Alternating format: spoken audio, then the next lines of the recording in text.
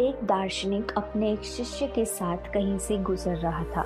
चलते चलते वे एक खेत के पास पहुंचे। खेत अच्छी जगह स्थित था, लेकिन उसकी हालत देखकर लगता था मानो उसका मालिक उस पर जरा भी ध्यान नहीं देता है। खैर, दोनों को प्यास लगी थी, सो वे खेत के बीचों बीच बने एक टूटे फूटे घर के सामने पहुंचे और दरवाजा खटखटाया। अंदर से एक आदमी निकला। उसके साथ उसकी पत्नी और 3 बच्चे भी थे। सभी फटे पुराने कपड़े पहने हुए थे। दार्शनिक बोला, श्रीमान, क्या हमें पानी मिल सकता है? बड़ी प्यास लग रही है। जरूर, आदमी उन्हें पानी का जग थमाते हुए बोला। मैं देख रहा हूँ कि आपका खेत इतना बड़ा है, पर इसमें कोई फसल नहीं बोई गई है और ना ही यहाँ फलों के वृक्ष दिखाई दे रहे हैं, तो आखिर आप लोगों का गुजारा कैसे चलता है?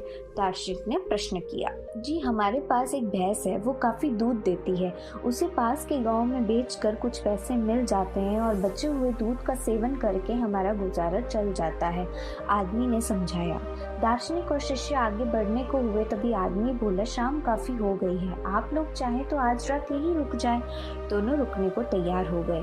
आधी रात के करीब जब सब गहरी नींद में सो रहे थे, तभी दार्शनिक ने शिष्य को उठाया और बोला, चलो, हमें अभी यहाँ से चलना है और चलने से पहले हम उस आदमी की भैंस को चट्टान से गिराकर मार डालेंगे। शिष्य को अपने गुरु की बात पर यकीन नहीं हो रहा था, पर वो उनकी बात काट भी नहीं सकता था। दोनों भैंसों को मारकर रातों रात गायब हो गए। यह घटना शिष्य के जहन में बैठ गई और करीब 10 साल बाद जब वो एक सफल आदमी बन गया, तो उसने सोचा, क्यों न अपनी गलती का पश्चाताप करने के लिए एक बार फिर उसी आदमी से मिला जाए और उसकी आर्थिक मदद की जाए। अपनी चमचमाती कार से वह उस खेत के सामने पहुंचा।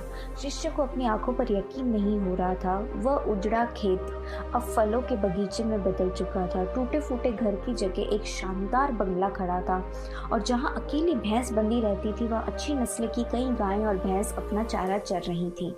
शिष्य ने सोचा कि शायद भैंस के मरने के बाद वो परिवार सब बेच बाच कर कहीं चला गया होगा और वापस लौटने के लिए वो अपनी कार स्टार्ट करने लगा। तभी उसे वो 10 साल पहले वाला आदमी दिखा।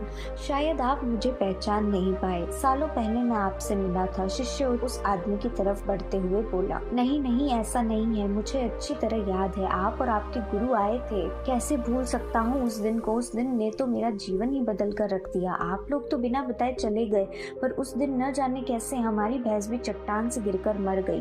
कुछ दिन तो समझ ही नहीं आया कि क्या करे, पर जीने के लिए कुछ तो करना ही था, सो लकड़ियां काटकर बेचने लगा। उससे कुछ पैसे हुए तो खेत में बुवाई कर दी।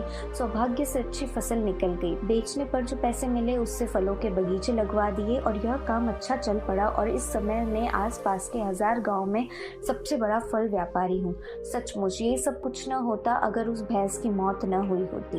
लेकिन यही काम आप पहले भी कर सकते थे? शिष्य ने आश्चर्य से पूछा। आदमी बोला, बिल्कुल कर सकता था, पर तब जिंदगी बिना उतनी मेहनत के आराम से चल रही थी। कभी लगा ही नहीं कि मेरे अंदर इतना कुछ करने की क्षमता है, सो कोशिश ही नहीं की। पर जब भैंस मर गई तब हाथ पांव मारने पड़े और मुझ जैसा गरीब बेहाल इंसान भी इस मुकाम पर पहुंच पाया।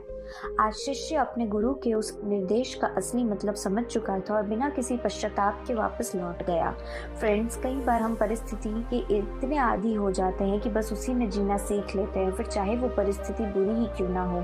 हम अपनी जॉब से नफरत करते हैं, पर फिर भी उसे पकड़े पकड़े जिंदगी बिता देते हैं। तो कई बार हम बस इसलिए नए बिजनेस के बारे में नहीं सोचते क्योंकि हमारा मौजूदा बिजनेस दाल रोटी भर का खर्चा निकाल लेता है। पर ऐसा करने से हम कभी भी अपने फुल पोटेंशियल को रियलाइज नहीं कर पाते और बहुत सी ऐसी चीजें करने से चूक जाते हैं जिन्हें करने की हमारे अंदर क्षमता है और जो हमारी लाइफ को और बेटर बना सकती है। सोचिए, कहीं आपकी ज़िंदगी में भी तो कोई ऐसी भैंस नहीं जो आपको एक बेहतर ज़िंदगी जीने से रोक रही है? कहीं ऐसा तो नहीं कि आपको लग रहा है कि आपने उस भैंस को बांध कर रखा है, जबकि असलियत में उस भैंस ने आपको बांध कर रखा है? और अगर आपको लगे कि ऐसा है तो आगे बढ़िए, हिम्मत करिए, अपनी रस्सी को काटिए, आज़ाद होइए। आपके पास खोने के लिए बहुत थोड़ा सा है, पर पाने के लिए पूरा जहान चाहिए, उसे पाकर दिखाइए।